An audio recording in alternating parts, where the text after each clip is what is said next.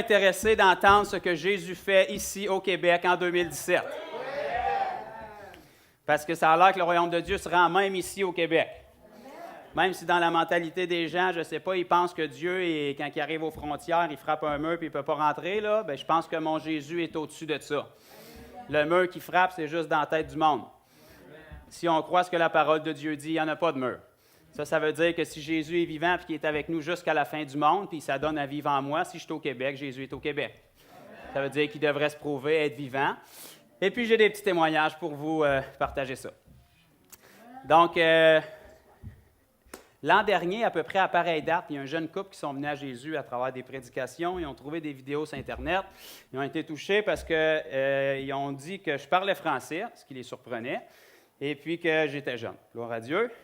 Je passe encore dans la classe des jeunes. Parce qu'il les surprenait aussi, parce que ce qu'ils connaissaient de la chrétienté, c'était des gens plus âgés qui parlaient juste anglais. Fait que Dieu a fait un travail dans leur cœur, puis ils se sont convertis, puis je les ai baptisés à peu près à pareille date l'an dernier. Et puis, ils sont venus à une rencontre, une formation que je faisais à Sherbrooke, où est-ce qu'on activait les gens pour aller dans les rues, puis tout. Puis, ils ont amené le jeune homme puis sa copine, dans le fond, ils ont amené leur beau-père avec eux.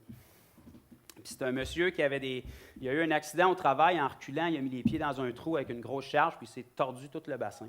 Puis, ça faisait 10-15 ans qu'il était bloqué au niveau du dos. Puis, entre les sessions, ils l'ont amené, puis j'ai prié pour lui 4-5 fois, puis il a été guéri. Il a été guéri, mais il n'avait absolument pas la réaction que vous avez en ce moment. Parce qu'il ne réalisait pas ce qui vient de se passer. Quand ça fait 10-15 ans que tu souffres avec quelque chose, ta tête ne peut pas comprendre qu'en 1 minute, c'est parti. Mais il a réalisé un petit peu en sortant de l'église où est-ce qu'on était. Là, ça l'a frappé un petit peu ce qui venait de se produire. Et puis, c'est resté comme ça. Je n'ai pas eu de nouvelles de ce monsieur-là depuis 1 an, excepté les jeunes qui sont venus, je dis des jeunes, ils ont 19-20 ans, qui sont venus à Jésus, puis je continue à les aider, puis à leur permettre à répondre à leurs questions, puis à leur permettre de grandir, faire des disciples. Jusqu'à venir environ 1 mois et demi de ça, le jeune homme me réécrit, puis il me dit « Mon beau-père qui a été guéri l'an dernier, il aimerait ça te rencontrer. » Fait que j'ai dit « Parfait, sais-tu c'est à quel sujet? » Il me dit « Je sais, je pense que ma belle-mère a des problèmes avec ses oreilles, mais je ne suis pas certaine. » Fait que j'ai dit « Bon, en tout cas, on a organisé une rencontre, puis on les a rencontrés dans la rue à Saint-Hyacinthe, au marché. Parce que Jésus, dans le fond, dans la rue, il marche pareil. Même s'il n'y a pas d'encens, de lumière, de projecteur, de micro, de croix, bien, ça ne l'offense pas. Même s'il y a des gens autour qui fument, qui sacent, qui sont méchants, il est encore Dieu pareil. Il est comme ça. Fait qu'on a rencontré les gens dans la rue, et puis le monsieur, il avait ramené 6-7 personnes de son entourage et de sa famille qui étaient tous malades. Je ne sais pas ce qui s'est passé durant cette année-là, je ne sais pas où est-ce qu'il était, je ne sais pas qu'est-ce qu'il faisait, mais ça a l'air que Dieu a fait son travail, et puis il a ramené 6-7 personnes qui étaient là, qui ont tous été guéris un après l'autre.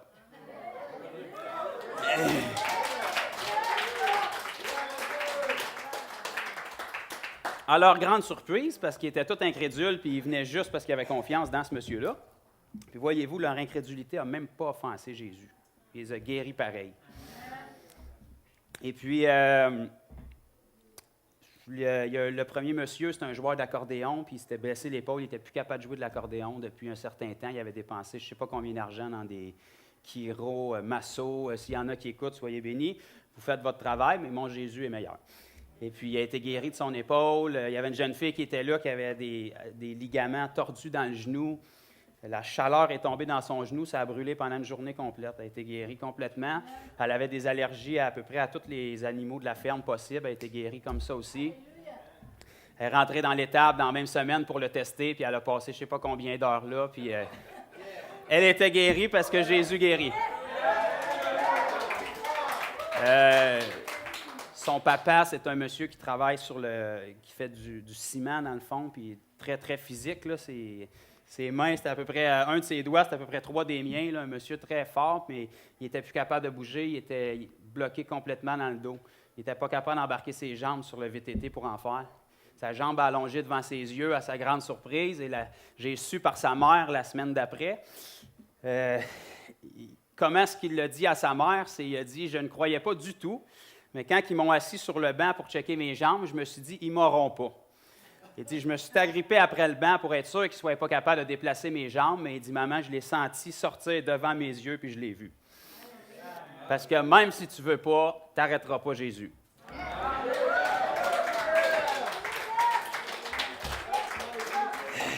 Donc, ces 6-7 personnes-là ont été guéries, dont la majorité, ce n'est même pas moi qui priais. J'ai fait prier la jeune fille du couple que je vous ai parlé, qui est venue à Jésus, parce que le même Jésus qui est en moi est en elle.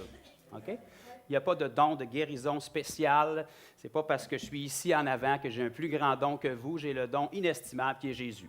Si vous êtes un enfant de Dieu, vous l'avez. OK? Il suffit d'y croire. Et puis, ces gens-là sont repartis et ils ont commencé à en parler dans leur entourage. Et puis, trouver des malades, ce n'est pas difficile. Et puis, la semaine d'après, on est descendu à Sherbrooke et là, ils sont descendus avec 7-8 nouvelles personnes. Et puis, on a commencé à prier pour eux et tous ceux qui avaient quelque chose de vérifiable là, ont été guéris aussi. Avec un autre frère qui était avec nous de Thetford Mine, qui a pu s'exercer lui aussi, qui priait pour les gens et qui était guéri aussi. OK? Parce que le même Jésus qui est en moi est en lui. Il suffit d'y croire. Et puis, ces gens-là sont retournés et ont continué à en parler dans leur entourage. Et il y a quelques semaines, j'étais en tournée d'évangélisation avec mon très gentil papa qui est en arrière à Drummondville. Il y en a ici qui étaient là, je pense, Diane était là. Puis, bref, ces gens-là sont revenus avec une douzaine de personnes. Tout aussi incrédules, qui étaient là seulement parce qu'ils avaient confiance dans le monsieur.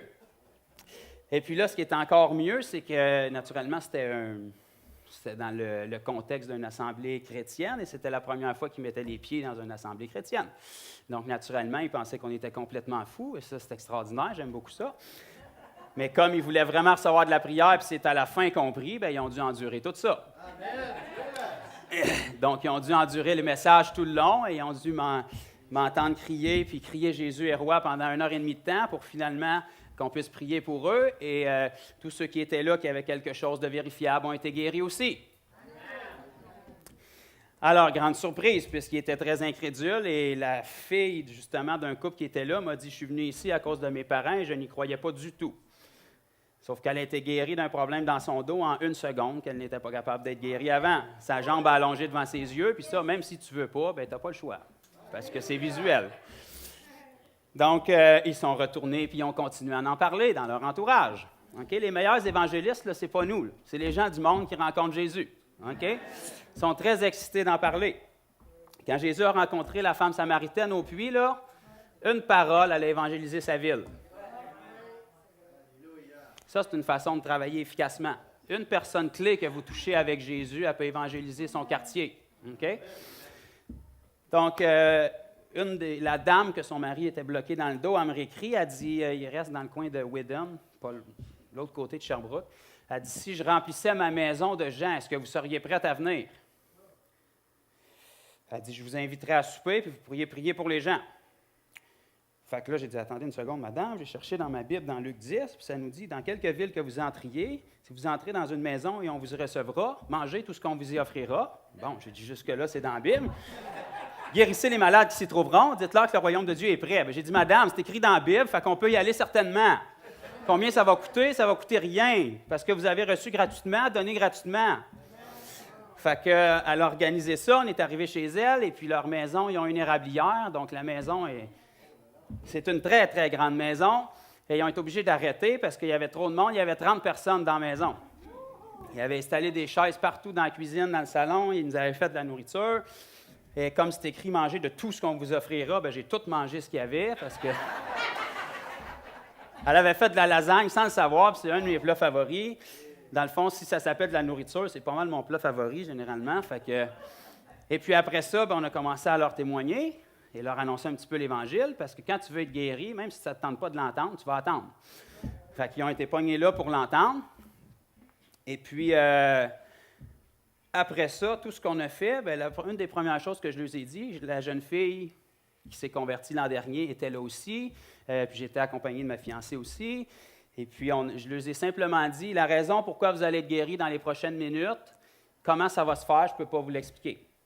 Okay? Moi, je ne suis pas médecin, je ne suis pas là pour vous l'expliquer. Comment ça qu'un os fracturé peut reprendre en quelques secondes, je ne peux pas vous l'expliquer. Okay? Je ne suis pas Dieu.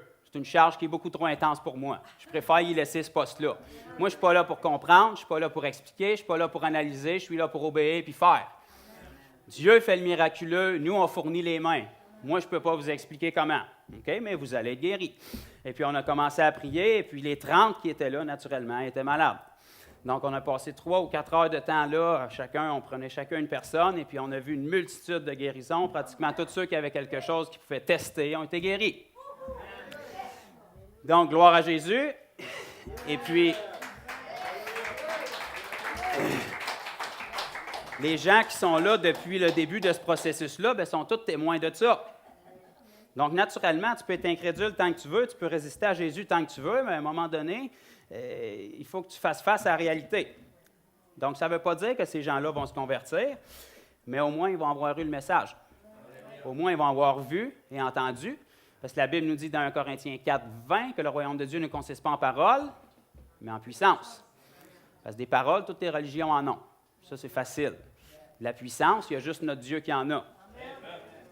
Donc, il faut que la puissance accompagne nos paroles. Sinon, nos paroles vont sonner creux. Donc, les gens qui étaient là, ceux qui nous ont accueillis, leur maman était là, qui avait été guérie elle aussi, elle n'était plus capable de se mettre à genoux depuis je ne sais pas combien de temps. Elle avait de l'arthrite et de l'arthrose sévère dans ses genoux. Puis, quelques semaines auparavant, quand ma copine a prié pour elle, elle s'est mise à genoux tout de suite. Elle a été complètement guérie, puis elle est encore guérie jusqu'à ce jour. Donc, elle a dit prochainement, est-ce que je pourrais remplir ma maison aussi? Elle reste juste l'autre côté de la rue de où est-ce qu'on est allé. Donc, j'ai dit absolument aucun problème. Donc, on va y retourner. Et puis, ces gens-là qui veulent nous accueillir, quand ils sont venus à Drummondville, ils m'ont parlé à la fin, puis ils m'ont dit, je vais vous avouer qu'on trouvait ça vraiment intense. Vous êtes intense sur Jésus. Donc, ça, c'est un beau compliment, c'est un bon signe. OK? Il y a un nom qui doit être entendu, ce n'est pas le mien, c'est celui de Jésus. OK? Quand les gens pensent à vous, la première affaire qui devrait leur venir en tête, c'est Jésus. Jésus, Jésus, Jésus, Jésus. Donc, mais ils ont dit, on n'a rien à dire. Tout ce que vous parlez, c'est Jésus, puis vous ne faites rien de mal. Puis qu'on le veuille ou non, bien, les gens sont guéris pareil. Leur fille était avec eux, c'était probablement la plus incrédule qu'il y avait là, puis elle a été guérie pareil. Donc, il faut qu'ils fassent face à la réalité. Puis, on dit, on ne sait pas qu'est-ce qui se passe dans votre affaire, mais quand vous parlez, on a des frissons partout. Puis la madame a dit, j'arrête pas de me mettre à broyer tout le temps. Pourtant, je n'ai pas une face à broyer. D'habitude, les gens veulent me frapper. Mais l'Esprit Saint qui est en moi, lui, convainc les cœurs. Amen. Le même Esprit Saint qui est en vous. Okay? Vous n'avez pas une version junior. Okay? Vous avez le même Saint-Esprit. Le même qui a ressuscité Jésus d'entre les morts. Jésus lui-même qui est venu vivre en vous sous sa forme esprit. Ça n'a pas l'air à vous exciter gros, mais c'est une bonne nouvelle. Okay? C'est la nouvelle qui peut changer le monde. Il n'y en a pas d'autre. Ce n'est pas la politique qui va régler les problèmes, ce n'est pas l'économie qui va régler les problèmes, c'est Jésus. Jésus dans la politique, Jésus dans l'économie, Jésus dans son Église, qui est de plus en plus rare aujourd'hui, Jésus dans ses enfants, c'est ça qui va régler les problèmes du monde. On est la solution. Mais si on n'y croit pas, on ne peut pas s'attendre que les gens du monde vont nous croire. Okay? Si tu essaies de vendre quelque chose dans lequel tu ne crois pas, bien, tes mots n'iront pas bien plus loin que... Okay? Il faut croire à ce qu'on dit. Ce qui démarquait Jésus des scribes et des pharisiens, c'est qu'il parlait avec autorité. Okay? Quand on croit dans quelque chose, on parle avec autorité. Moi, je ne suis pas gêné de vous dire que mon nom, c'est Jonathan. Okay? Puis vous ne me ferez pas changer d'idée. Parce que je le sais. Si on sait que Jésus est roi, si on sait qu'il est vivant, puis on sait qu'il vit en nous, puis on sait qu'on est appelé à faire comme lui, bien, on ne sera pas gêné de le faire. Notre chair va être gênée. OK? Vous ne pouvez pas vous en débarrasser de votre chair tant que vous êtes vivant. Mais vous n'avez pas d'affaire à l'écouter. Right? Parce que tous les témoignages que je viens de vous raconter là, ça ne me tentait pas du tout de faire ça. OK? Puis jusqu'à 1 minute avant que je prie pour la première personne, j'avais juste le goût de m'en aller chez nous dormir. C'est-tu assez cru pour vous autres, ça? Je n'étais pas en transe, je n'ai pas vu d'ange, il n'y a pas de boule de feu qui m'a tombé dessus. Jésus m'a dit dans la parole, allez, guérissez les malades, dites-leur que le royaume de Dieu est prêt. Je n'ai pas besoin d'une autre confirmation. Tant qu'on n'aura pas de nouvelle Bible, c'est encore valable. Je n'ai pas besoin d'être frappé par une vision la nuit pour me diriger vers quelqu'un. Si vous rencontrez quelqu'un dans les rues que Jésus n'est pas mort pour lui, arrêtez-vous pas. En attendant, vous avez des cibles de choix partout où vous êtes. On est appelé à détruire les œuvres du diable. Partout où vous trouvez des œuvres du diable, dans le fond, vous les détruisez. C'est pas trop compliqué.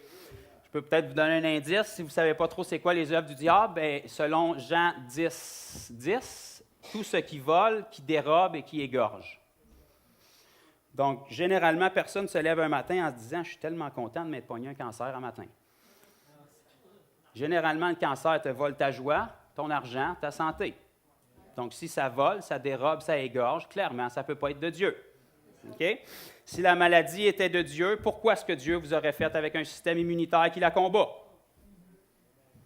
Oups, on pense souvent pas à ça, là. Mais si Dieu voulait vous apprendre quelque chose par la maladie, il ne vous aurait pas donné instinctivement un système qui la combat. OK? Dieu est un bon père. Un bon père ne veut pas apprendre quelque chose à ses enfants par la maladie. Si tu vas apprendre à ton enfant à ne pas traverser la rue, tu ne le garocheras pas en avant d'un 18 roues quand il passe pour lui montrer une leçon. C'est pas comme ça que ça marche. Pourquoi ça serait comme ça avec Dieu? Dieu ne nous envoie pas l'épreuve. Dieu nous apprend par l'épreuve. Dieu n'utilise pas la maladie pour t'apprendre quelque chose. Dieu est bien plus original que ça, croyez-moi. Il y a d'autres façons que ça pour nous apprendre des choses. Donc ça doit être établi dans notre tête. Ce n'est pas notre expérience qui détermine les choses. Ce n'est pas l'expérience de notre voisin, de notre frère, de notre sœur, même de notre pasteur. C'est Jésus. Notre bon berger, c'est Jésus. C'est lui qu'on suit. Donc là, avant de faire fâcher les religieux, on va aller dans la parole. Ne vous inquiétez pas, on va lire des versets bibliques pour avoir l'impression d'être venu à l'Église.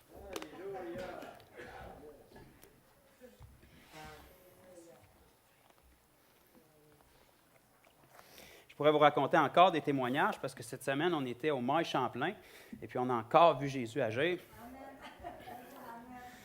Mais je vous les raconterai une autre fois. Mais bref, j'ai trouvé quelque chose à force de parcourir les centres d'achat parce que je suis rendu un spécialiste des centres d'achat du Québec. C'est qu'il y a beaucoup de centres d'achat au Québec qui ont des kiosques qui s'appellent Secret. En fait, Secret, puis c'est des Juifs qui sont là. C'est des Juifs qui viennent d'Israël avec des produits, avec le sel de la mer morte, des produits hydratants et tout. Fait que tous les kiosques Secrets dans les centres d'achat, c'est des Juifs d'Israël qui sont ici généralement pour leurs études, qui travaillent là aussi. Fait que c'est extraordinaire, on peut aller les toucher avec Jésus.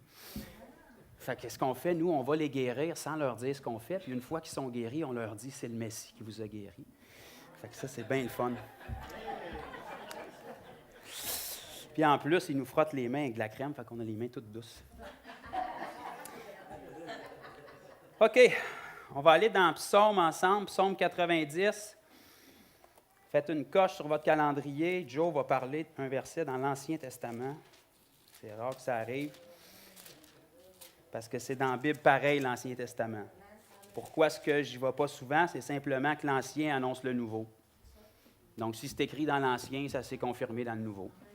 Puis nous, on vit dans le Nouveau, dans la Nouvelle Alliance, fait qu'on confirme l'Ancien par nos vies. Donc, Psaume 90 et le verset 12. On va peut-être parler d'un sujet que les gens n'aimeront pas ce matin, fait que c'est pour ça que je l'ai choisi. Et mon titre, parce qu'on a l'air théologien quand on donne un titre, j'ai appelé ça « Rechercher premièrement le royaume de Dieu ». Parce que ça, c'est un gros problème de la chrétienté moderne aujourd'hui. Aujourd'hui, on pense que Dieu est là pour nous. Malheureusement, je ne vais pas vous faire de la peine, mais nous sommes là pour Dieu. Amen. Psaume 90 et le verset 12. Ça dit « Enseigne-nous à bien compter nos jours, afin que nous appliquions notre cœur à la sagesse. » Des jours, on en a tous, une certaine quantité dans notre vie. Ce qu'on fait avec, c'est de première importance. Qui peut nous enseigner quoi faire avec nos jours? C'est Dieu. On va tourner dans Corinthiens. 2 Corinthiens 5.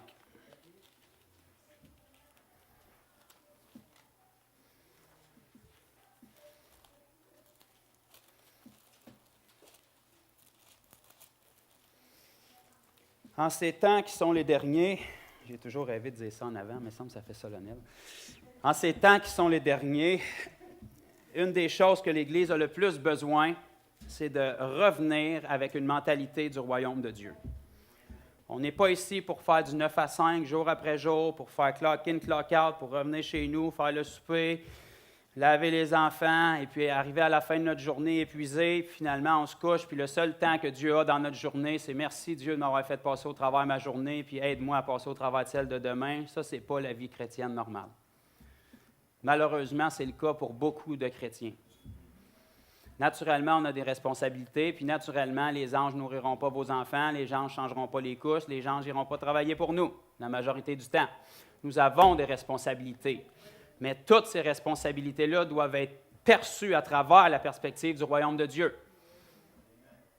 Faire du 9 à 5, si ce n'est pas pour glorifier Jésus, on perd notre temps. Ça met de l'argent dans votre compte de banque, c'est la volonté de Dieu. La Bible dit que celui qui ne veut pas travailler ne mange pas non plus. Donc, naturellement, si on veut se payer des trucs, il faut travailler.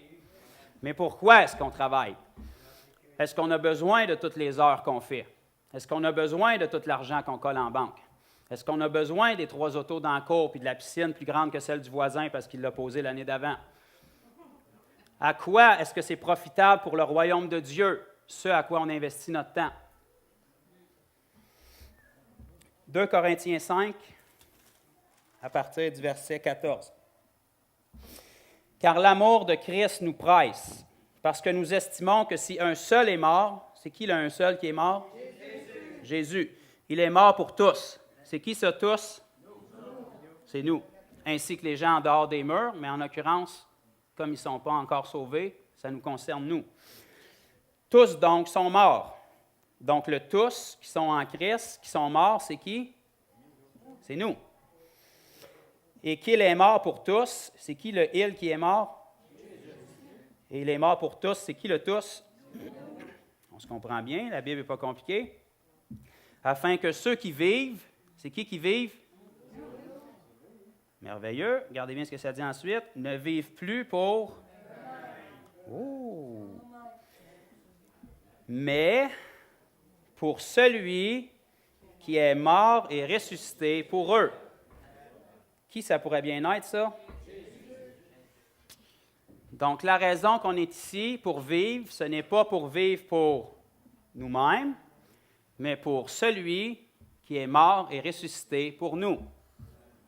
Je pense qu'on a plusieurs cerveaux extraordinaires dans la place qui ont découvert que c'était Jésus. Donc, si nous vivons, chaque instant où nous vivons, chaque jour où on se réveille, c'est dans un seul but. Vivre pour Jésus. Ça se pourrait que ce soit pour ça que l'apôtre Paul nous dit dans Galates 2,20, « Si je vis, ce n'est plus moi qui vis, mais c'est Christ qui vit en moi. » C'est nous qui le transportons. On a des responsabilités, mais nos responsabilités doivent faire avancer le royaume de Dieu.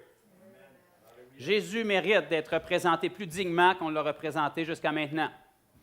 S'il n'y a pas d'amen, je vais dire Amen. Good preaching, brother. Keep going. OK?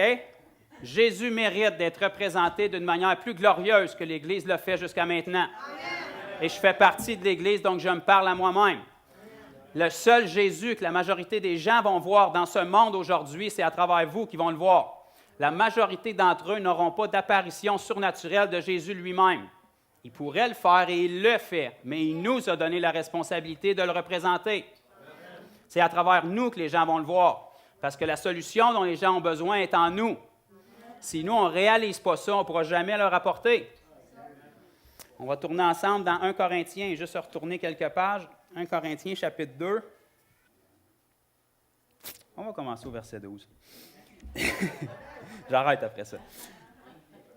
Or, nous n'avons pas reçu l'esprit du monde, esprit avec un petit e, mais l'esprit, avec un e majuscule, qui vient de Dieu.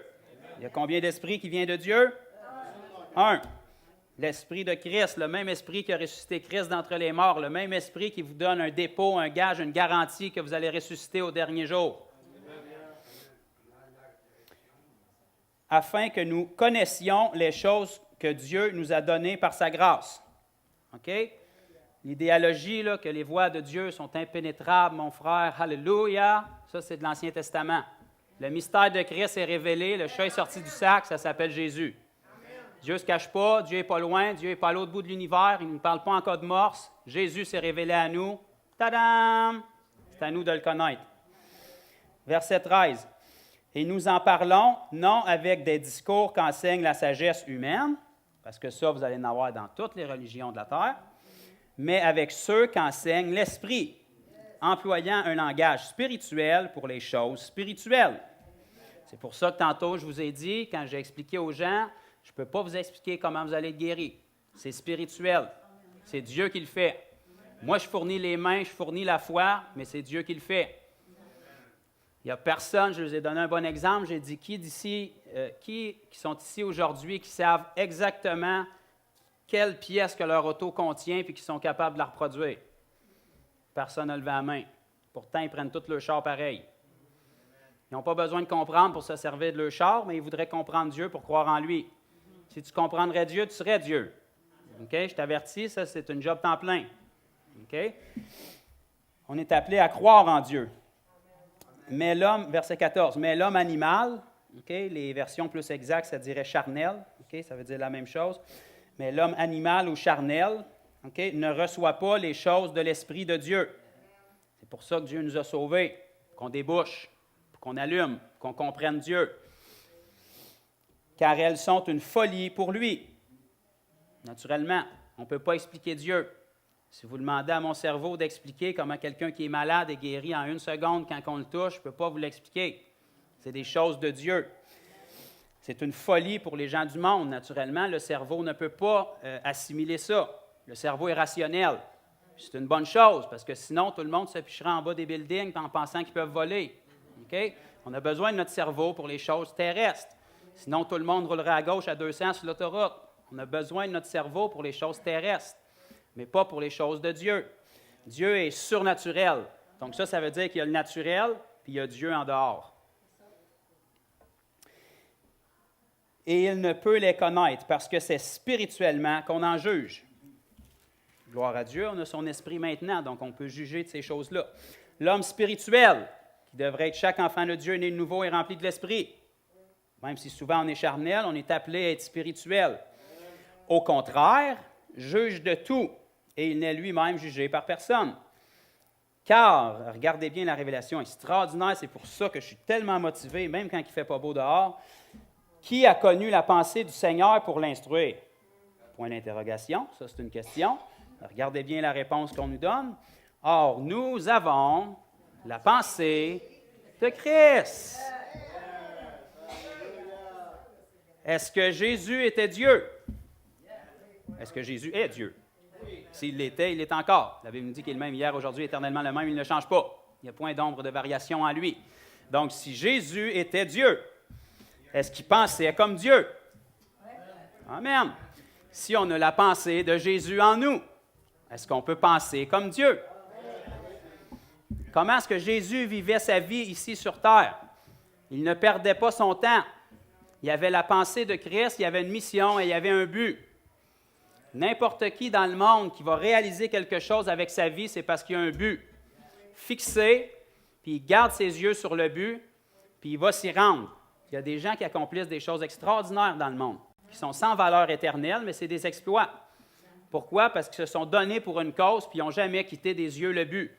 Quand Jésus est venu ici, les 33 années et demie, plus ou moins, qu'il a vécu ici, c'était pour un seul but, se rendre à la croix, puis tout accomplir, afin qu'on puisse être des enfants de Dieu nés de nouveau, afin qu'on puisse devenir ses frères et ses sœurs, afin qu'ils puissent être le premier être humain d'une nouvelle race d'êtres humains qu'on appelle les fils de Dieu. Depuis Adam, le premier homme, il n'y avait jamais eu de fils de Dieu sur la planète Terre avant que Jésus vienne. Jésus est notre modèle, c'est pour ça que la Bible l'appelle le dernier Adam. Okay? Ça, le dernier, dans le fond, ça veut dire qu'il n'y en aura pas d'autre après. C'est lui qui a parti la nouvelle race, puis maintenant, la Bible nous dit qu'il n'a pas honte de nous appeler ses frères et ses sœurs. Donc, la mentalité de s'approcher de Dieu, la tête entre les deux jambes, avec de la cendre sur la tête, là, ça, c'est de l'Ancien Testament. On est ses frères et ses sœurs. On est des fils de Dieu. On n'est pas des punaises, là. On n'est pas des moins que rien. On n'est pas des vers de terre. Les vers, je le dis souvent, ça va dans le tequila. Laissez ça là, dans votre ancienne vie. Maintenant, on est des fils et des filles de Dieu. 1 Pierre 2,9 nous dit qu'on est des sacrificateurs du Dieu très haut et on est des rois.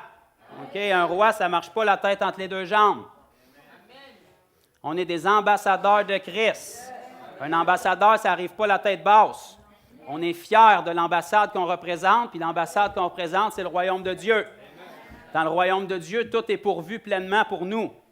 OK? Avez-vous déjà remarqué que quand une ambassade s'établit dans un pays, elle n'est pas sujette à l'environnement du pays? Si vous allez en Haïti, là, c'est probablement l'endroit qui a la paix et pauvreté sur la planète Terre. Vous rentrez en Haïti, vous rentrez dans l'ambassade américaine là-bas, il n'y a aucune pauvreté dans l'ambassade. Vous avez tout ce que vous voulez, quand vous le voulez, puis c'est ce qu'il y a de plus luxueux. Pourtant, à un pas de là, les gens souffrent. Pourquoi? Parce que l'ambassade américaine représente la fortune de la nation américaine. Elle n'est pas sujette à l'atmosphère et à l'environnement qui l'entoure. Nous sommes des ambassadeurs du royaume de Dieu. Même si on est entouré de la pauvreté, de la misère et du désespoir, on n'est pas sujette à ces choses-là parce qu'on représente le royaume. On ne reste pas enfermé dans ce royaume-là, on apporte le royaume aux gens. On fait bénéficier les gens qui nous entourent de la royauté et de l'ambassade qu'on représente. Mais on n'est pas sujette. Okay, vous allez remarquer, dans l'Ancien Testament, on ne pouvait pas toucher les choses impures parce qu'on devenait impur. Okay, il fallait qu'ils se purifient tout le temps. Jésus est venu briser ça. Maintenant qu'on est en lui, si vous avez remarqué, quand Jésus est venu, il s'est efforcé de toucher tout ce qu'il y avait d'impur. Pourquoi? Parce que ce n'est pas l'impureté qui collait sur lui, c'est sa sainteté qui sanctifiait les choses. Okay? Quand je m'en vais dans les rues, je n'ai pas peur, contrairement à ce que la majorité des gens aimeraient bien me faire croire, que les démons nous attaquent. Okay? J'ai peur pour eux autres. Aujourd'hui, les chrétiens, dans la majorité, okay, la majorité des chrétiens, tristement, dans la chrétienté moderne, ont un très gros diable et un petit Jésus. Faut-tu que je le répète? La majorité des chrétiens ont un très gros diable et un très petit Jésus. Ils sont très bons pour chanter le dimanche, les bras en l'air, chanter Kumbaya, Jésus est roi, Jésus est grand, il n'y a rien d'impossible à Dieu, combien Dieu est grand. On dirait que quand ils chantent, ils se le demandent, combien Dieu est grand. OK? Tu n'es pas supposé d'avoir peur du diable. Sa place, c'est en dessous de tes pieds. Mais il ne sera jamais là si tu ne le crois pas. Ce n'est pas en tapant du pied, ce n'est pas en tapant des mains, ce n'est pas en le criant fort que ça veut dire que tu le crois. OK?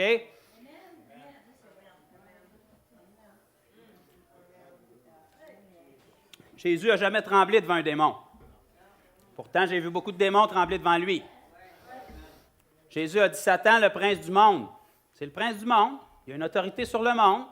Il vient. Mais regarde bien ce que ça me fait. Rien pantoute parce qu'il n'y a rien en moi. Qu'est-ce qui devrait arriver, par exemple, si nous, on va vers Satan? Il devrait trembler. Parce que quand vous allez vers Satan en tant qu'ambassadeur de Christ, quand je dis Satan, c'est tous ces diables avec lui, ils sont tous déchus, ils sont tous perdants. C'est le même groupe, OK? Quand vous allez vers eux, ce n'est pas vous qui doivent voir. On l'a dit tantôt, Galates 2,20, si je vis, c'est plus moi qui vis, c'est Christ qui vit en moi. Quand vous rentrez dans une pièce, ce que les démons voient, c'est Jésus. Si vous y croyez et vous marchez par l'Esprit, ce n'est pas votre face qu'ils voient, c'est Jésus. Je peux vous donner des témoignages ou des hommes de Dieu. Quand je dis homme de Dieu, ça veut juste dire un disciple de Jésus qui est rempli de l'Esprit. OK? Ce n'est pas parce qu'il y a un plus grand mystère, un plus grand onction. Ça veut juste dire qu'ils croient ce que la Bible dit. Ils sont rentrés dans des pièces avec des gens possédés de démons, puis tout ce que les démons disaient, c'est « Oh, oh, Jésus est rentré. » OK? Ils n'en ont rien à faire de qui vous êtes. Ce qu'ils voient, c'est ce que vous avez en vous. Si vous n'êtes pas confiant dans ce que vous avez en vous, ils le savent, ça. OK? Les gens vont dire, prie pour moi, mon frère, j'ai des manifestations démoniaques chez nous.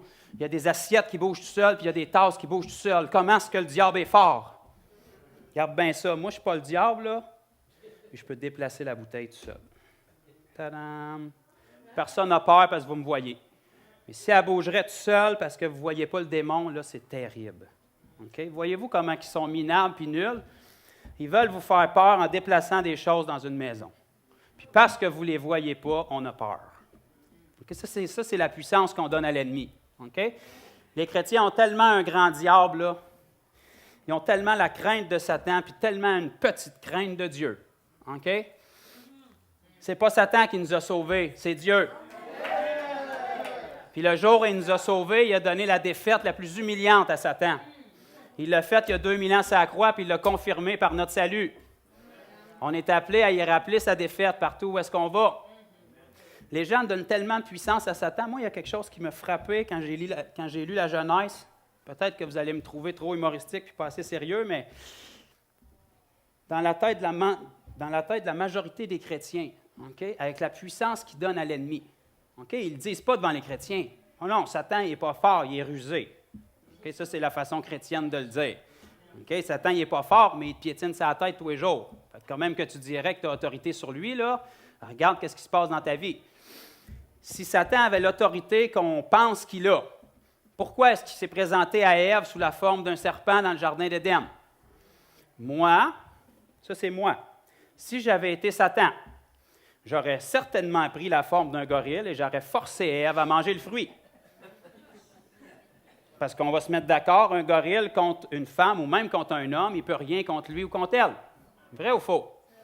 Il aurait pu prendre la force physique d'un animal, le contrôler pour forcer Ève ou Adam à manger le fruit. Mais ce n'est pas ce qu'il a fait, parce qu'il n'y a pas cette puissance-là. Satan n'a aucune puissance concrète. Il est démembré, il est décorporifié comme tous ces démons. Notre travail, c'est de s'arranger que partout où est-ce qu'on va, on rende les démons sans abri. Okay? Ils ont besoin d'un véhicule qui est l'homme ou la femme. Satan, la seule puissance qu'il avait, c'était de chuchoter dans l'oreille de Ève jusqu'à ce qu'elle prenne une décision.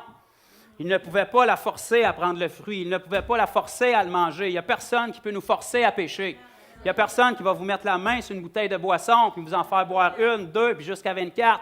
Il n'y a personne qui va vous mettre la main sur une ligne de coke. Vous prenez la décision sous l'influence de Satan. Tout ce qu'il peut faire, c'est parler, puis influencer. Puis parce que les gens aiment bien l'écouter, parce qu'ils ne sont pas habitués d'entendre la voix de Dieu, bien, ils vont finir par craquer. Mais c'est un perdant, c'est un découragé, puis tout ce qu'il fait, c'est de l'intimidation. OK? Il faut arrêter de perdre du temps à combattre Satan, là. Les gens ont une attaque de l'ennemi, là, puis pendant une semaine, ils vont être dans l'épreuve, puis ils vont passer une semaine à dire « Arrière de moi, Satan ».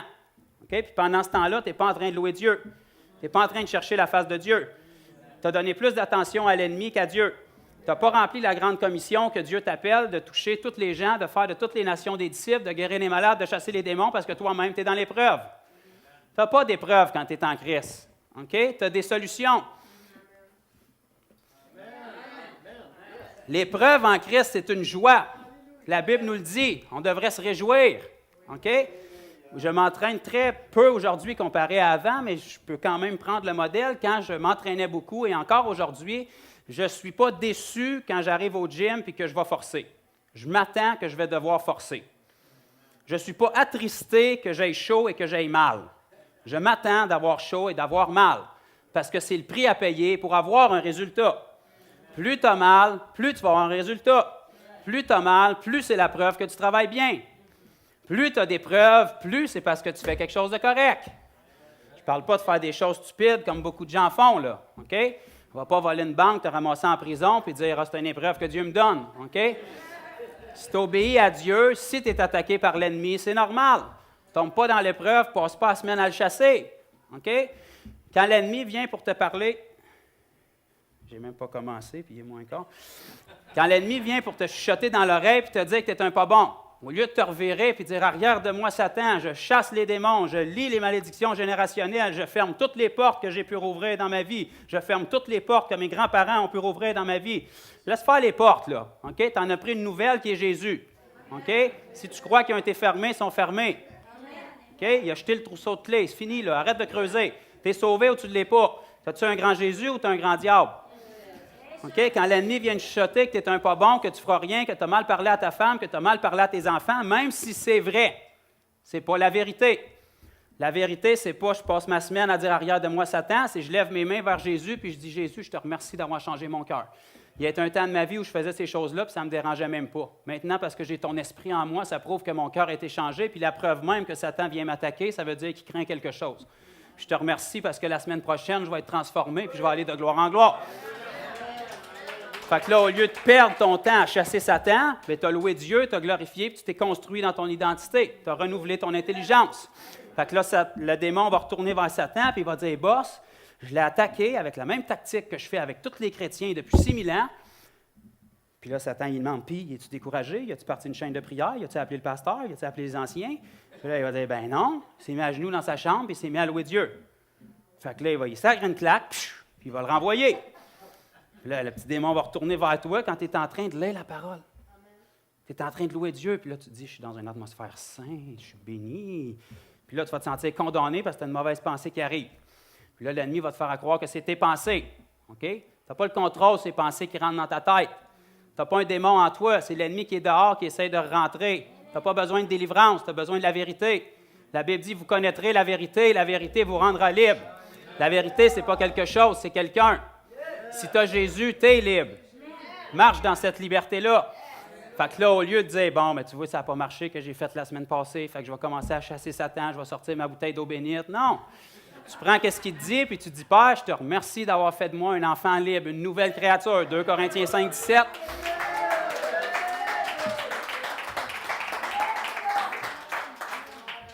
« 2 Corinthiens 5, 17 me dit que si je suis en Christ, je suis une nouvelle créature. Il y a même une version qui nous dit une toute nouvelle race d'êtres humains n'ayant jamais existé auparavant. Toutes les choses anciennes sont passées, maintenant toutes choses sont devenues nouvelles. » Et là, les gens aiment bien dire, ben oui, mon frère, mais il faut être réaliste. Oui, Jésus est fort, oui, je suis sauvé, mais j'ai besoin de délivrance, là. Tu ne sais pas dans quelle ténèbres j'étais. Moi, ma mère était médium. Quand même que ta mère serait large ou small, je m'en fous, là. OK? Jésus, es-tu Jésus ou il ne l'est pas? OK? Il t'a-tu sauvé un petit peu? Y a-tu eu peur parce que ta mère était médium? Y a-tu eu peur de te sauver parce que tu avais un démon? C'est quoi le problème, là? Jésus est roi le dimanche, mais il n'est pas assez fort pour te sauver complètement. Mais tu ne comprends pas, moi, ma famille était dans les francs-maçons, mon frère. OK? Moi, mon Jésus, ben, c'est le Fils de Dieu. Oui, mais c'était le 33e degré des francs-maçons. Oui, mais moi, mon Jésus, il est assis au-dessus de toute autorité dans les lieux célestes. Et la Bible me dit que j'ai été placé en lui, puis je suis assis à la droite du Père dans les lieux célestes. Donc, quel degré va être plus haut que ça? OK? Oui, mais là, quand tu viens pour chasser un démon, là, il faut que tu cherches de où est-ce qu'il vient, quel âge qu'il a, combien qu'ils sont. Qu'est-ce que ça peut même faire, combien qu'ils sont? Satan, c'est le père du mensonge. Tu parles avec lui, tu t'attends d'avoir une réponse? Si tu es Satan puis tu lui demandes combien ils sont, là, moi, je vais répondre 6 000. Puis on est bien méchant. Il ne te répondra pas, je suis un petit démon faible. Et là, les gens vont l'écouter. Ah, bien, ils sont 6 000. Ah, bien, comment est-ce que tu es rentré dans cette personne-là? Ah, je suis rentré par son grand-père. Bon, où c'est qu'on voit ça dans la Bible? La raison même pourquoi Jésus ne nous donne pas de détails, c'est parce qu'il veut qu'on arrête de penser. Jésus a dit « chassez les démons », point. Il n'a pas dit d'écrire le biographie, out. Jésus a dit « guérissez les malades », point. Il n'a pas demandé de savoir comment tu es tombé malade. On s'en fout comment tu es tombé malade. Jésus est venu pour te sauver. Il n'a pas demandé de savoir si tu l'as mérité. On s'en fout de ta vie passée, c'est nouveau. Toutes choses sont nouvelles. Tu as un démon, sors. Tu tombes sur le BS, mon homme. On vient de libérer cette personne-là, tu es un sans-abri. Puis on va s'arranger pour lui donner l'Évangile, qu'elle soit remplie de l'Esprit pour pas que tu aies une maison, on va revenir plus tard. Tu es malade, sors. C'est pour ça que Jésus ne nous donne pas de détails. Il faut arrêter de creuser, il faut juste obéir. Il faut avoir la pensée qui était en Christ. Chaque seconde de notre vie ici compte. Qu'est-ce qu'on fait avec notre vie? Dieu n'est pas là pour nous, on est là pour Dieu. C'est une phrase que vous pouvez vous rappeler de tout ce que j'ai pu dire aujourd'hui. Puis ce que je n'ai pas pu dire, parce que j'ai rien que 2 versets de lit, c'est que nous sommes là pour Dieu. On a été créés pour Dieu. Notre plus gros ennemi, puis la chose principale duquel Jésus est venu nous libérer, ce n'est pas Satan.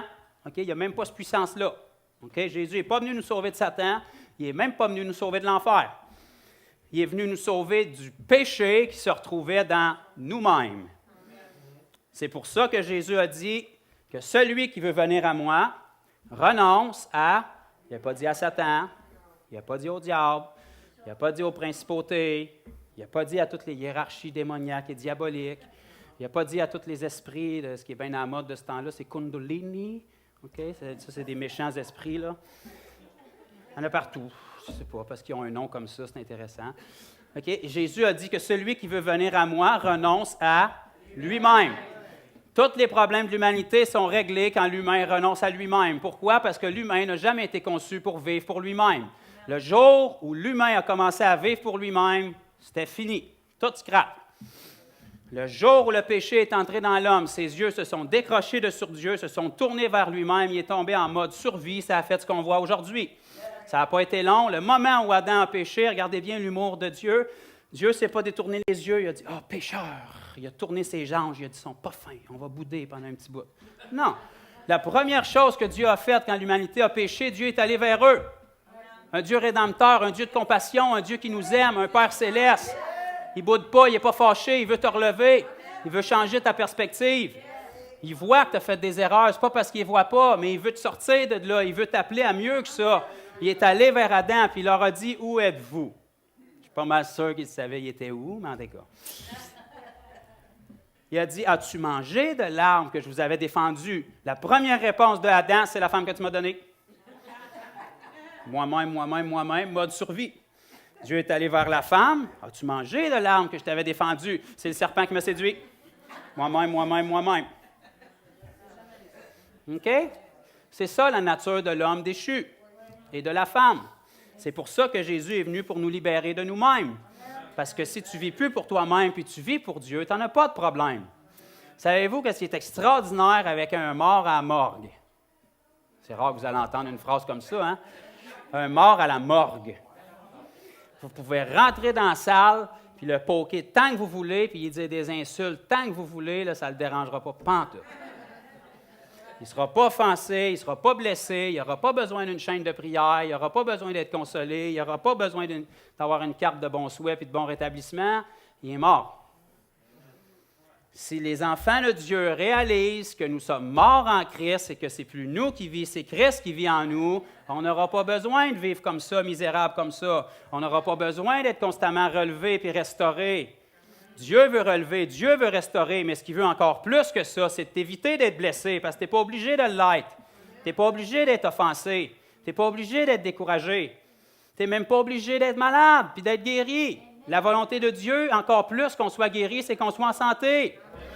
Ce qui est encore mieux d'être guéri, c'est d'être en santé. Ce qui est encore mieux d'être relevé, c'est de rester sur la hauteur. Ça, c'est la volonté de Dieu. Dieu ne nous a pas placés ici pour qu'on survive. Il nous a placés ici pour qu'on règne. On a été créés pour Dieu, pour être la manifestation de sa gloire sur terre. Mon Dieu, je ne sais pas pour le vôtre, mais mon Dieu, il n'est pas découragé, il n'est pas déprimé, il n'est pas bipolaire, il n'a pas une humeur changeante selon la météo, il ne tombe pas en dépression l'automne parce que les feuilles tombent, il n'est pas triste parce que ça va mal au travail. Okay? S'il y a une personne sur la planète Terre, dans la famille de Christ, qui aurait eu besoin d'un psychologue chrétien, c'est Jésus. Pourtant, il n'en a jamais pris. Ça doit être la personne sur la planète Terre, dans nos frères et sœurs, qui a vécu le plus d'injustice, qui a été le plus mal compris, qui a été le plus abandonné, le plus délaissé, qui a été le plus faussement accusé. Est-ce que ça a changé quoi que ce soit dans l'attitude de Jésus? Non. Est-ce que ça a changé quoi que ce soit dans l'attitude de Jésus envers les gens? Non. Pourquoi est-ce que ça change quelque chose dans notre vie? Oui, mais mon frère, tu ne sais pas qu'est-ce qu'il m'a fait. Il a tort.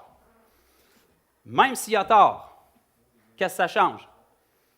Ça change-tu Jésus en toi? Ça change-tu la nature de Dieu en toi? Combien de fois est-ce qu'on a eu tort en s'ostinant avec Dieu? Ça a-tu changé son amour pour nous? Ça a-tu changé son désir d'être avec nous? Ça a-tu changé sa fidélité pour nous? Ça a-tu changé sa fidélité avec nous? Pourquoi ça devrait la changer pour nous? Pourquoi est-ce que ces paroles-là font aucun sens dans la bouche de Jésus, mais ils en feraient dans la nôtre? Parce que les chrétiens se donnent des droits. On se donne le droit d'être offensé, d'être blessé. Mais je peux vous dire une chose, si vous n'étiez pas au courant, le jour où vous êtes devenu un enfant de Dieu, vous avez un seul droit qui prédomine sur tous les autres, c'est garder le silence, plier vos genoux et dire « Jésus est roi ». Ce que Jésus dit, c'est ce qui est. Ce que Jésus veut, c'est ce qui est. La hiérarchie, c'est que Jésus est roi, puis ce qu'il veut, c'est ce qui est. Ce que Jésus dit, c'est ce qui est. Peu importe ce que les autres disent, peu importe ce que les autres me font, mon identité ne vient pas des autres. Elle vient de Jésus. Tous les chrétiens aiment ça, dire amen à ça. Si c'est vraiment la réalité puis la vérité, pourquoi est-ce que la personne peut changer qui t'es? Pourquoi est-ce que ce que l'autre personne te fait va changer ton attitude? Si ton attitude vient de Jésus, pourquoi un autre va l'influencer? Donc, c'est là qu'on voit à quel point on est affermi puis renouvelé dans notre intelligence, dans qui on est. OK? Si Jésus est notre roi et notre Seigneur, bien, c'est lui qui est notre modèle. Il faut avoir la perspective du royaume de Dieu dans tout ce qu'on fait, dans chaque jour qu'on est ici sur terre. Okay? Peu importe le nombre d'activités chrétiennes qu'on peut faire aujourd'hui, là, puis je n'ai pas nécessairement rien contre, si on ne s'est pas levé un matin avec le seul but de connaître Dieu plus intimement puis de le représenter plus efficacement au cours de notre journée au maximum de gens qu'on rencontre, on a perdu notre temps. Parce que chaque journée qu'on se réveille le matin, c'est dans ce but-là. Okay? On est ici pour connaître Dieu plus intimement. Lui, il n'a pas besoin de vous connaître plus, il vous connaît par cœur. Nous, on a besoin de le connaître plus. C'est à ça que ça servait, la nouvelle naissance. Nous, on a besoin de le connaître plus. Pourquoi? Pour le représenter plus efficacement. Si tu ne connais pas bien ton Dieu, comment tu vas pouvoir le témoigner avec puissance? Tu vas arriver devant les gens, tu vas devenir apeuré, tremblant, affecté par leur situation, puis tout ce que tu vas être capable de faire, c'est leur refiler un petit dépliant écrit Jean 3,16 en disant « Jésus t'aime ». On peut-tu dire les vraies affaires? Pourquoi la majorité des chrétiens évangélisent comme ça? Ceux qui osent évangéliser, c'est parce qu'ils ne savent pas quoi dire aux gens, ils n'ont rien à leur partager. Accepte mon Jésus. Pourquoi? On va chercher des versets. Parce qu'il t'aime, il est mort pour toi à la croix. C'est tout vrai. Mais qu'est-ce que ça change dans ta vie à toi? Qu'est-ce que tu as dans ta vie que je n'ai pas? Tu as ton Jésus qui est supposé te pourvoir à tes besoins, qui est supposé d'être un grand Dieu. Tu es découragé la majorité du temps. Pourquoi j'accepterais ton Jésus? OK, on doit être la solution. Le roi Salomon avait reçu la sagesse de Dieu dans l'Ancien Testament. Puis la reine la plus connue à cette époque-là, après Salomon, a traversé la terre entière pour venir voir de ses yeux la sagesse de Dieu qui était dans Salomon. Et quand elle a vu la gloire de Dieu manifester, elle a dit, je n'avais entendu parler, mais c'est ce que j'avais entendu, ça n'arrivait même pas à l'achever de ce que je vois de mes yeux aujourd'hui.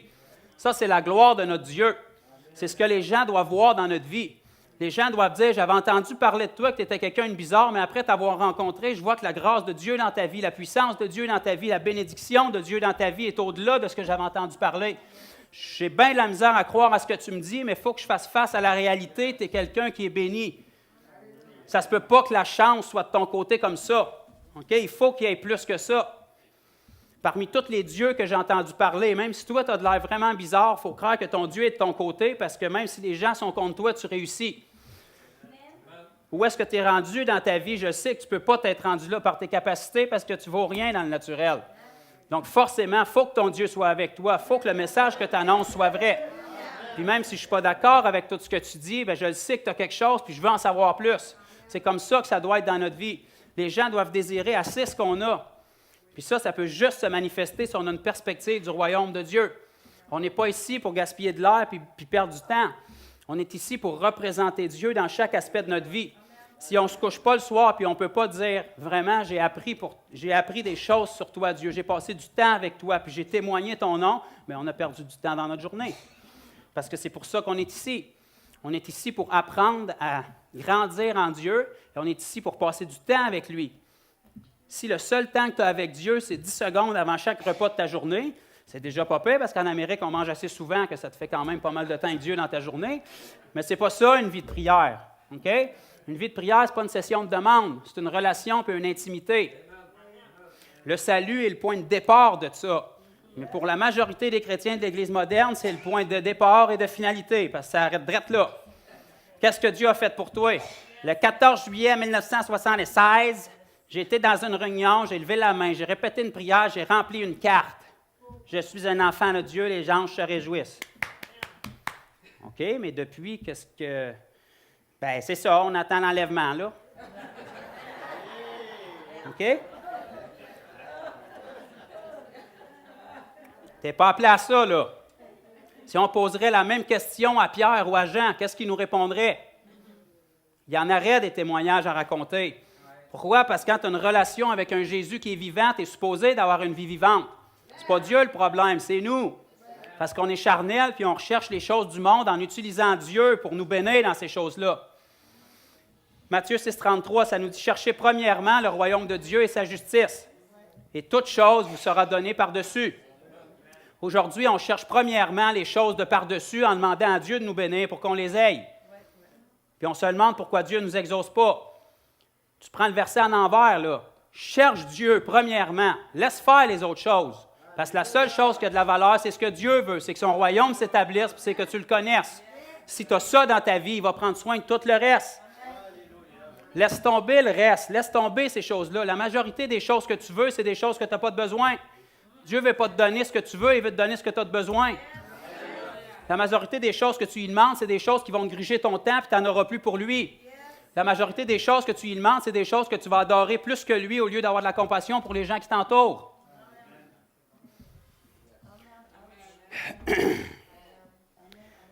Psaume 37, 4. Ancien Testament encore. Je vais juste vous le lire parce que je sais que je dépasse, mais j'ai de la misère. Psaume 37, 4. Ça nous dit « Fait de l'Éternel ». C'est qui ça, l'Éternel? C'est Jésus, c'est notre Dieu. Okay? C'est supposé d'être notre Sauveur et Seigneur. C'est ça qu'on chante tous les dimanches. Okay? C'est notre Sauveur et Seigneur. « Fais de l'Éternel tes délices ». Est-ce que vous savez c'est quoi un délice? Okay? Moi, j'aime la lasagne. J'aime toute la nourriture. Okay? Mais quand il y a quelque chose qu'on aime, okay? Je vais m'adresser aux femmes, je sais que je vais tomber dans quelque chose, un dessert. N'importe quoi de sucré. Là, je viens d'avoir toutes les femmes. Pour la majorité. Quand c'est quelque chose qu'on désire, okay? Un délice. Si on a une table en avant de nous autres, on va laisser tomber le reste pour focusser sur ce qu'on désire, sur ce qui est un délice pour nous. C'est quelque chose qui passe en priorité avant tout le reste. Okay? On peut être gourmand puis manger tout le reste après, mais on met la focus puis la priorité sur les délices. La Bible nous dit « Fais de l'Éternel tes délices ». C'est ce que tu désires plus que tout. Et il, qui ça, il? L'Éternel, Jésus. Il te donnera ce que ton cœur désire. Parce que la majorité du temps, ce que tu penses que ton cœur désire, c'est ce que tu veux et pas ce que tu as besoin. Mais si tu fais de l'Éternel tes délices, tu le mets en premier dans ta vie, tu te réveilles le matin pour lui, tu dînes pour lui, tu vas travailler pour lui, puis tu te couches le soir pour lui, bien là, tu fais de l'Éternel tes délices et il te donnera ce que ton cœur désire. Cherche pas ce que ton cœur désire en demandant à Dieu de te le donner. Cherche l'Éternel, puis lui va s'occuper de ce que ton cœur désire, puis tu vas te rendre compte qu'il va te donner des choses que tu ne savais même pas que tu avais besoin. Parce que si tu mets Dieu en premier dans ta vie, il va commencer à changer ton cœur et ton attitude. Tu vas commencer à réaliser qu'il y a des désirs que tu avais dans ton cœur qui ne venaient pas du tout de Dieu, c'était juste ta chair. Tu vas commencer à réaliser qu'il y a des désirs que tu avais dans ton cœur même avant que tu sois sauvé, que Dieu avait placé là. Mais parce que ta tête était pervertie et tu étais déchu, tu ne savais pas comment glorifier Dieu avec ça. Mais là, Dieu va commencer à faire grandir ça dans ta vie. Puis tu vas réaliser que les talents qu'il t'a donnés, c'est pour sa gloire. Les désirs qu'il avait placés en toi, c'est pour sa gloire, c'est pour lui. Puis les désirs qui venaient de toi, qui venaient de la culture, de la façon dont tu as été élevé, de la façon dont tu as été enseigné, de la façon dont tu as influencé, qui ne venaient pas de Dieu, ils vont s'estomper. Ils vont commencer à s'effondrer. J'avais des désirs dans ma vie qu'il n'y a pas personne de vous qui aurait pu m'enlever, parce qu'il y a une chose que vous allez savoir avec moi, c'est quand je décide de quoi c'est fini, vous n'allez pas le changer. Okay? Ça s'appelle être têtu. Ça peut être bon ou pas. OK? Mais quand Dieu te touche, ces désirs-là s'estompent en quelques secondes, puis tu ne peux même pas réaliser comment tu avais de l'intérêt pour ces choses-là avant. Pourquoi? Parce que Dieu change les cœurs. Dieu touche à la racine. Dieu change le cœur du problème, puis les fruits qui sont portés vont être différents. Okay? Si tu fais de l'Éternel tes délices, il te donnera ce que ton cœur désire. Puis si c'est Dieu qui te donne ce que ton cœur désire, il va être glorifié à travers ça. Ce ne sera pas des désirs charnels qui ne vont pas plus loin que toi. Ce ne sera pas de monter en avant le dimanche puis donner un témoignage, dire « Je me suis acheté une belle 28 pieds chauffée. Okay? Gloire à Dieu. Okay? Puis ce que tu es en train de dire, c'est « J'ai fait 1 an à 80 heures semaine pour avoir ça, puis mon voisin qui est athée, il a la même piscine que moi. » Pourquoi gloire à Dieu? Tu as travaillé 1 an de temps à 80 heures semaine, tu as détruit ta famille, tu n'as aucune relation avec Dieu, mais tu as une piscine aussi grosse que ton voisin. À quoi est-ce que le royaume de Dieu est glorifié là-dessus, si tu ne t'en sers pas pour baptiser? Amen! Voyez-vous, ça, c'est une parole qui ferait le réveil en Afrique, mais en Amérique, ça fait mal. C'est ça pareil. Pourquoi est-ce qu'on fait ce qu'on fait? On a besoin de travailler, je l'ai dit tantôt. Combien d'heures qu'on fait dans notre semaine? 50 heures, 60 heures, sinon je n'arrive pas. Pourquoi tu n'arrives pas? Qu'est-ce qui est de superflu dans ta vie? Qu'est-ce que tu as dans ta vie qui ne glorifie ni Dieu aux yeux des gens puis ne t'approche pas de Dieu dans ta vie? Enlève ça. Faisons de la place à Dieu. Le seul travail qui est la plus grosse tâche pour un enfant de Dieu à partir du moment où il est né de nouveau, c'est de faire de la place à Dieu. On ne peut pas forcer Dieu à agir. Dieu va faire son travail naturellement. La semence de la vie éternelle est en nous puis elle va porter du fruit. OK? Un arbre, là, quand même que tu t'en vas à côté, tu l'applaudis, tu l'encourages, là, il ne fera pas de fruits plus rapidement. Okay? Ça se fait naturel. Il va porter son fruit. Tu peux faire des choses qui vont l'aider. Okay? Tu peux l'engraisser. Tu peux l'émonder, comme mon frère en arrière fait. Okay? Tu peux l'arroser. Okay? Mais il va porter son fruit, c'est inévitable. Puis il va porter du fruit selon sa racine. Un enfant de Dieu, c'est pareil, c'est inévitable qu'il porte du fruit. Si tu marches comme un enfant de Dieu. Si tu es charnel, tu vas passer ta vie à vivre la vie chrétienne dans la mauvaise identité, puis tu ne porteras jamais de fruit. Tu n'es pas appelé à ça. On est appelé à porter du fruit, puis du fruit en abondance. Si tu ne vis pas dans la bonne identité, tu ne permets pas au fruit de l'Esprit qui est en toi de grandir. Il est là pareil, mais il ne peut pas grandir, parce que tu n'y laisses pas la place. Tu ne marches pas selon l'Esprit, tu marches selon la chair. Tu cherches les choses de ce monde. En cherchant les choses de ce monde, tu n'es pas poussé à obéir à Dieu parce que tu es tellement pris et captivé dans tes pensées par les choses du monde que tu n'entends pas la voix de Dieu. Tu es pris, tu es bouché, tu es bloqué, tu es endormi, tu es gelé, tu ne progresses pas. Fais de la place dans ta vie, vide tes pensées, passe du temps avec Dieu. Enferme-toi dans ta chambre pendant 1 heure de temps à regarder le mur. Essaye-le et tu vas voir à quel point tu es charnel. C'est ça, passer du temps avec Dieu. OK? Dieu désire avoir du temps avec nous. Mais dans la tête de la majorité de l'Église aujourd'hui, parce qu'ils sont tellement rendus charnels, on pense que le summum de l'expérience spirituelle, c'est quand tu es ici le dimanche avec de la belle musique, que tu as un gros frisson, puis que le feu de Dieu se manifeste. Autant extraordinaire que ça peut être, ça, c'est pas spirituel, c'est charnel. Parce que c'est toutes des choses que tu peux sentir dans tes émotions. Tu veux être spirituel, rentre dans ta chambre quand tu ne le sens pas pantoute, ferme la porte, pas de musique, regarde le mur, puis attends que Dieu te parle. Ça, c'est spirituel. Pourquoi? Parce que c'est par la foi. Tu n'as pas besoin d'un frisson, tu n'as pas besoin qu'un ange t'apparaisse. Tu sais que si tu es là avec Dieu, il fait son œuvre. Peut-être que tu penses qu'il ne se passe rien, peut-être ta tête te dit que tu perds ton temps. Ta tête va te dire 1001 choses, 1001 occupations que tu as à rentrer dans ton agenda, mais si tu restes là, il faut que ça soit par la foi. Il faut que tu n'aies rien à faire de ta vie. Mais si tu restes dans ta chambre, la porte fermée, en t'attendant à ce que Dieu te parle, il le fait. Même si tu ne t'en rends pas compte, il le fait. Il fait son œuvre en toi parce que Dieu reconnaît la foi, puis Dieu veut nous parler, il veut nous toucher, il veut nous changer. Si tu fais ça avec persistance, après une journée, tu as l'impression que Dieu n'a rien fait. Tu y vas le lendemain, puis tu as l'impression de regarder ton plafond encore, puis tu te demandes comment ça que les joints ont été mal faits de même chez vous. OK? Dieu est à l'œuvre. Le lendemain, tu es encore là, puis tu fais la même chose. Dieu est à l'œuvre parce que tu es là par la foi, pas par la vue, mais par la foi. Puis tu te rends compte la semaine d'après que tu comprends des choses dans la parole, puis qu'il y a des choses qui débloquent dans ta vie, puis tu ne sais pas qu'est-ce que tu as fait de spécial. Parce que quand tu étais sur tes genoux dans ta chambre en train de regarder le mur, Dieu était à l'œuvre, même si tu ne le sentais pas. Parce que tu n'es pas appelé à le sentir, tu es appelé à y croire. Tu es appelé à être fidèle, discipliné, puis mettre le royaume de Dieu premièrement. Le royaume de Dieu, c'est par la foi.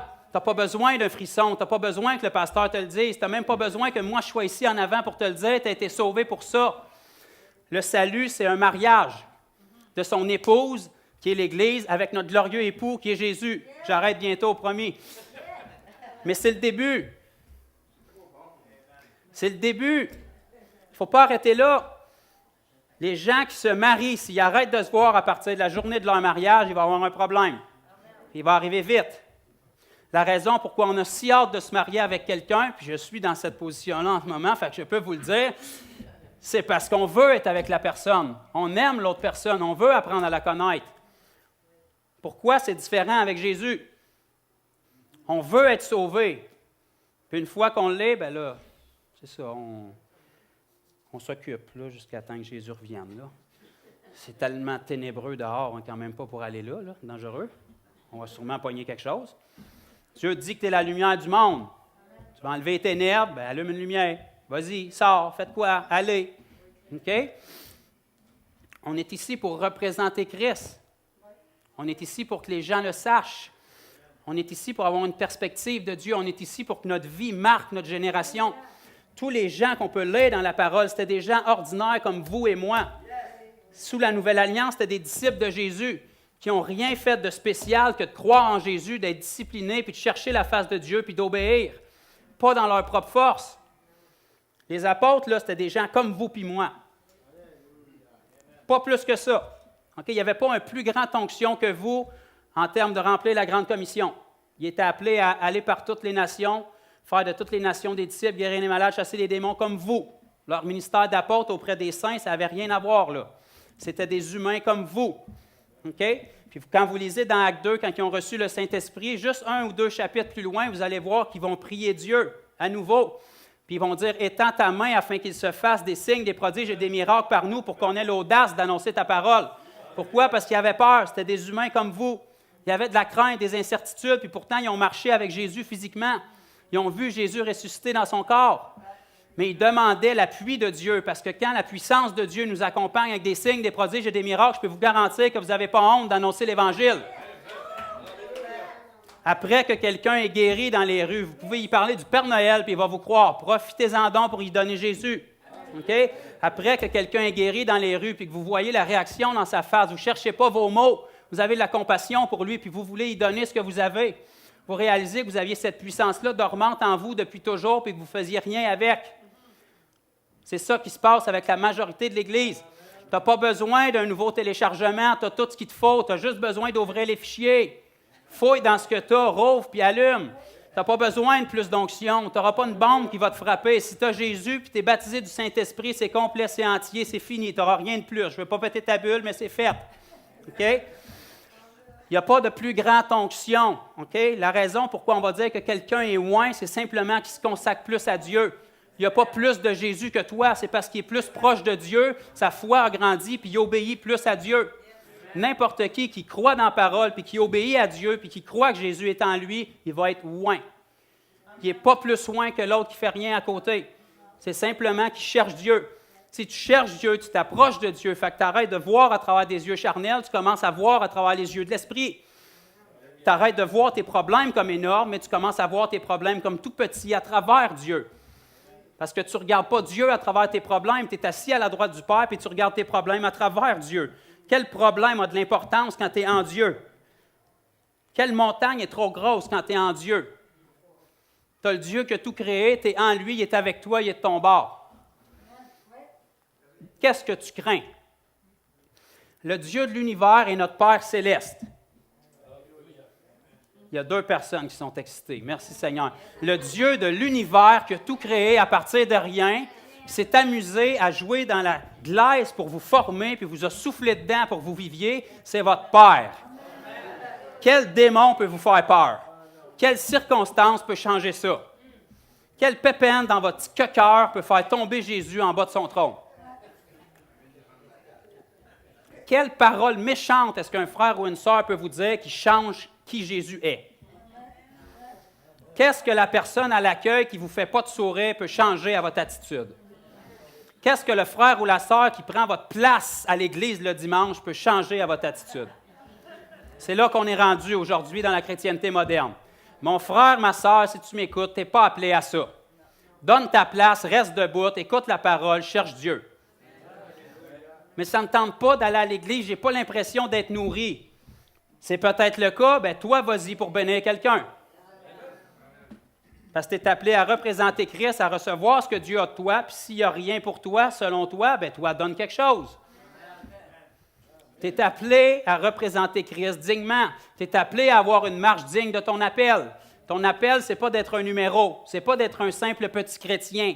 C'est d'être un fils de Dieu rempli de l'Esprit qui est appelé à changer sa génération, son quartier, sa ville, puis la génération dans laquelle on est.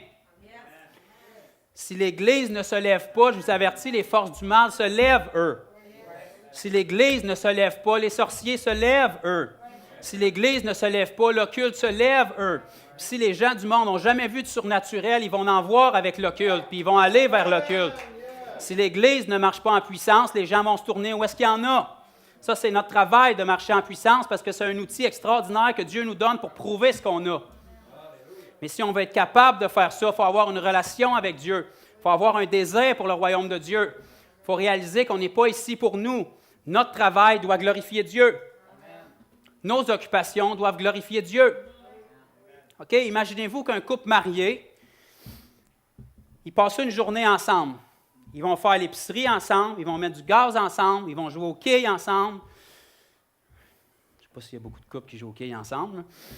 Ils vont à l'église ensemble, ils soupent ensemble le soir, puis ils se couchent ensemble le soir, puis ils ne se sont pas parlé de la journée à travers ça. Qu'est-ce que la femme va penser du mari? Il y a de quoi qui cloche, là. C'est comme ça pour la majorité des chrétiens. Quand tu t'en vas mettre du gaz dans ton auto, Dieu est avec toi. Quand tu travailles, Dieu est avec toi. Quand tu vas à l'épicerie, Dieu est avec toi. Dans toutes ces choses-là, si tu ne prends pas le temps de lui parler et d'être en communion avec lui, comment tu penses qu'il se sent? La Bible nous dit « N'attristez pas l'Esprit de Dieu ». Okay? Si les gens avaient Jésus physiquement avec eux, les chrétiens, je peux vous garantir qu'ils auraient de l'intérêt, puis qu'ils poseraient des questions, puis qu'ils parleraient. Mais parce que là, il est présent par son esprit, puis on ne le voit pas, ben, c'est comme abstrait. Là. Le Saint-Esprit, c'est comme un nuage qui flotte. Là. Des fois, il nous donne un frisson. Puis... C'est Jésus, puis il vit en toi. C'est la personne de Dieu. C'est un Dieu dans sa forme esprit qui est en toi pour être en communion parfaite avec toi. Il veut que tu y parles. Il veut te parler. Il veut que tu obéisses. Il ne veut pas que tu perdes du temps. Si tu passes 40 minutes dans ta journée en voiture pour aller au travail, OK, tu as peut-être besoin de le faire, mais qu'est-ce que tu fais avec Dieu dans ces 40 minutes-là? Tu peux écouter la parole, tu peux prier en langue, tu peux parler avec la personne qui est avec toi pour lui témoigner. Si tu passes 2 heures par jour au gym pour t'entraîner, c'est une bonne chose. La Bible dit que l'exercice physique, c'est bon, mais ce n'est pas la priorité, mais c'est bon. La Bible ne dit pas que ce n'est pas bon, tu as un corps, tu vis dedans, entretiens-les. OK? Mets pas tous tes efforts là-dessus parce que tu dois chercher le royaume de Dieu premièrement, mais c'est une bonne chose. Le 2 heures que tu fais pour t'occuper de ton corps, qu'est-ce que tu peux faire pour Dieu dans ces 2 heures-là? Tu peux écouter la parole, tu peux prier en langue dans ta tête, tu peux prier en langue un petit peu plus fort si tu veux perturber le monde, ça peut être ouvrir une porte pour témoigner, tu peux toucher les gens qui sont autour de toi. À ce moment-là, tu as utilisé ce que tu fais pour le royaume de Dieu. C'est à ça qu'on est appelé. On est appelé à être une nation sainte. Le mot « saint » dans la parole veut dire « mis à part ». Vous êtes appelés à être différents du reste du monde. Pas différents, bizarres, comme beaucoup de chrétiens ont souvent manifesté, mais différents, ça se peut qu'ils vous trouvent bizarres, mais avec des fruits dans votre vie. Il faut que notre vie ressemble à celle de Jésus. Amen? Il faut que j'arrête. Mais la parole veut nous transformer. Dieu veut se révéler. Le réveil, il est là. Il est là depuis 2000 ans. Okay? Pendant qu'on attend après, là, Dieu attend après nous autres.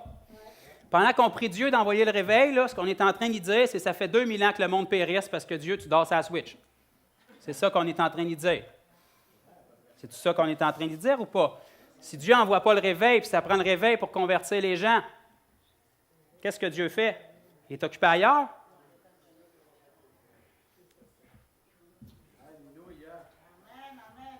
Le réveil est là depuis 2000 ans.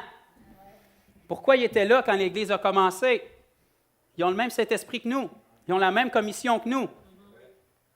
Ils vivaient même dans une époque où il y avait beaucoup moins de commodité que nous pour partager l'Évangile. Il n'y avait même pas la parole de Dieu entière comme on l'a aujourd'hui. Leur vie est en train de l'écrire, la parole. Tout ce qu'il y avait, c'est les rouleaux de l'Ancien Testament pour la majorité qui ne parlaient même pas de la Nouvelle Alliance. Un dernier petit point, puis après, c'est sûr que j'arrête. On regarde les hommes qui ont marqué l'Ancien Testament, puis on dit que c'était des héros de la foi. Okay? On a un chapitre entier là-dessus dans Hébreux 12. Okay? La majorité des gens, quand on dit Hébreux 11, 12, ils ne savent pas trop ce qu'il y a dans Hébreux 12. Tout ce qu'ils savent, c'est que ça arrive après Hébreux 11, parce qu'Hébreux 11 est connu. Okay? Hébreux 11, ça nous parle de la foi. Okay? Or, la foi est une ferme assurance des choses qu'on espère, une démonstration de celles qu'on ne voit pas. Alléluia, on aime ça, réciter ça, coller ça là. Bon, la preuve que tu as la foi, c'est que ça bouge dans ta vie. Hein? C'est pas que tu le dis à tout le monde. Les héros de la foi qui sont mentionnés dans ces chapitres-là, c'est tous des hommes d'Ancien Testament qui ont fait des exploits. Ils n'étaient pas nés de nouveau. On regarde à eux comme des gens extraordinaires, puis on se dit, si j'étais comme Moïse, si j'étais comme Élie, si j'étais comme Élisée, si j'étais comme Samson. Samson, il regarde au ciel, puis il dit, si j'étais comme toi, si j'aurais pu avoir l'Esprit Saint en moi, l'Esprit Saint venait sur moi, puis il se retirait. Mais toi, tu l'as tout le temps. Il est en toi, il ne t'abandonne pas. Il est avec toi tous les jours jusqu'à la fin du monde. Tu peux écrire la Bible par ta vie au quotidien comme nous, on l'a fait avec notre vie. Ces gens-là ne savaient pas qu'ils étaient en train d'écrire la Bible. Tout ce qu'ils faisaient, c'est qu'ils vivaient leur foi. On regarde à ces hommes-là, puis on se dit, ils ont fait des choses extraordinaires. C'est des hommes de foi. La Bible nous fait référence à ces hommes-là comme les héros de la foi. Pourtant, le mot « foi » se retrouve 2 fois dans l'Ancien Testament. Dans tout l'Ancien Testament, vous allez retrouver le mot « foi » seulement à 2 reprises. C'est silencieux, hein? Vous ne saviez pas ça? Tous les héros de la foi qui nous sont nommés dans le Nouveau Testament, dans Hébreu, se retrouvent dans l'Ancien, puis pourtant, la foi est mentionnée à 2 reprises dans l'Ancien. Pourquoi? Qu'est-ce que ces hommes-là ont fait? Des actes. Ils étaient actifs. Ils faisaient quelque chose. La foi, ce n'est pas ça. C'est ce que tu fais. Si tu crois vraiment, tu vas faire. C'est pour ça que Jacques nous dit, la foi sans les œuvres est morte. Si tu crois à quelque chose, tu vas faire quelque chose. Tu as beau chanter le dimanche que tu aimes Jésus et que c'est ton Sauveur et Seigneur, si tu ne le revois pas de la semaine, c'est pas vrai. Sors ta tête du sable, c'est pas vrai. Tu as beau chanter que Jésus est ton Seigneur et Sauveur, si tu ne le revois pas le reste de la semaine, j'ai une petite nouvelle pour toi, il est ton Sauveur, point. La majorité de l'Église moderne aujourd'hui veulent d'un Sauveur, mais pas d'un Seigneur. J'ai une mauvaise nouvelle pour toi, Jésus ne peut pas venir en formule Sauveur seulement. C'est un package, c'est Sauveur et Seigneur. Si tu veux qu'il te sauve, il faut que tu fasses de lui ton Seigneur. Faire de lui ton Sauveur, ça c'est facile. Tu es condamné, tu es pécheur, tu n'es pas bon, puis c'est le seul Messie qui s'est présenté jusqu'à maintenant. Il n'y en a pas d'autres qui se sont présentés au poste. Tu n'as pas rien à faire, c'est lui qui t'a sauvé. Ça, c'est facile d'accepter Jésus comme ton Sauveur. Ton Seigneur, par exemple, ça demande une décision. Pas d'une seule fois. La foi, c'est une action quotidienne. Si Jésus est ton Seigneur, tu l'écoutes au quotidien. Tu y obéis au quotidien. Tu cherches sa face au quotidien. C'est ça la foi. C'est pour ça que les héros de la foi dans l'Ancien Testament qui nous sont cités, c'est à cause de leurs actions. Pourquoi Abraham a été nommé le père de la foi? Parce qu'il a fait ce que Dieu lui disait. Il est allé jusqu'à sacrifier son fils. Il a posé une action. Pourquoi est-ce que l'Église dit Amen à la Grande Commission quand on la prêche, mais que pratiquement personne n'y obéit? C'est parce qu'il n'y croit pas. Oups. Les réalités de Dieu, ce n'est pas ce qu'on dit qui compte, c'est ce qu'on fait avec. Quand tu te maries avec ton époux ou ton épouse, ce n'est pas le mariage qui a tellement d'importance. C'est ce que tu vas faire avec dans les temps après. OK? Ce qui doit se développer, c'est notre connaissance puis notre relation qui doit se fortifier avec Dieu, puis notre obéissance. OK? Ce qui prouve que tu aimes l'autre personne dans le naturel, c'est des actes. C'est bien de dire que tu aimes et c'est nécessaire. Mais s'il y a juste ça, puis il n'y a jamais des actes en corrélation avec, ça veut dire que tu es un menteur. Tes mots sont creux. Ce n'est pas vrai ce que tu dis. Donc, si on dit qu'on aime Dieu, bien, il faut qu'on ait les actes qui viennent avec. À partir du moment où on est né de nouveau, on ne sera jamais plus né de nouveau qu'on l'est. À partir du moment où mon frère Louis, qui est ici avec son épouse, se sont mariés, ça fait combien d'années? 17 ans. C'est rare que c'est l'homme qui répond en premier. 17 ans, OK? Aujourd'hui, 17 ans plus tard, ils ne sont pas plus mariés que v'là 17 ans. Pareil, exact, même chose. Qu'est-ce qui est différent, par exemple? Leur relation est différente. C'est vrai? Avez-vous une connaissance l'un de l'autre que vous n'aviez pas il y a 17 ans? Avez-vous traversé des épreuves ensemble? Êtes-vous encore ensemble pareil? Qu'est-ce que les épreuves ont fait? Ils vous ont fortifié. Vous avez appris à connaître l'un et l'autre plus à travers les épreuves, puis depuis que vous êtes au Seigneur, naturellement, vous avez appris à connaître Dieu plus à travers vos épreuves, mais vous n'êtes pas plus mariés. Un enfant de Dieu n'est pas plus sauvé 20 ans après sa conversion. Ce qui détermine qu'il a fait quelque chose d'utile avec son salut, puis que son salut n'a pas été en vain, c'est qu'il y a une relation plus intime avec Dieu. C'est qu'il y a des témoignages qu'il peut raconter. Louis et son épouse peuvent nous raconter des témoignages de choses qu'ils ont traversées ensemble, puis que Dieu était avec eux. Un enfant de Dieu devrait pouvoir dire la même chose. Il devrait avoir des témoignages à partager de ce qu'il a traversé avec Dieu, de comment Dieu a été fidèle. Comme David, quand il était tout seul avec les brebis, comment est-ce qu'il a déchiré le lion puis l'ours qui venait. Fait qu'à cause de ces témoignages-là, il n'avait pas peur quand il s'est présenté devant Goliath. Si Dieu était avec moi avec le lion, puis si Dieu est avec moi avec l'ours, il va être avec moi devant ce païen-là qui insulte mon Dieu, qui mesure 7 pieds, 8 pieds, 9 pieds, c'est pas assez grand contre mon Dieu. J'en ai rien à faire, tu vas planter, puis tu vas t'écraser comme les autres parce que Jésus est roi. Ça devrait être la même chose dans notre vie. OK? On ne devrait pas trembler devant l'épreuve. On devrait remercier Dieu qu'on a une occasion de plus pour montrer à Satan comment il est perdant. Fini.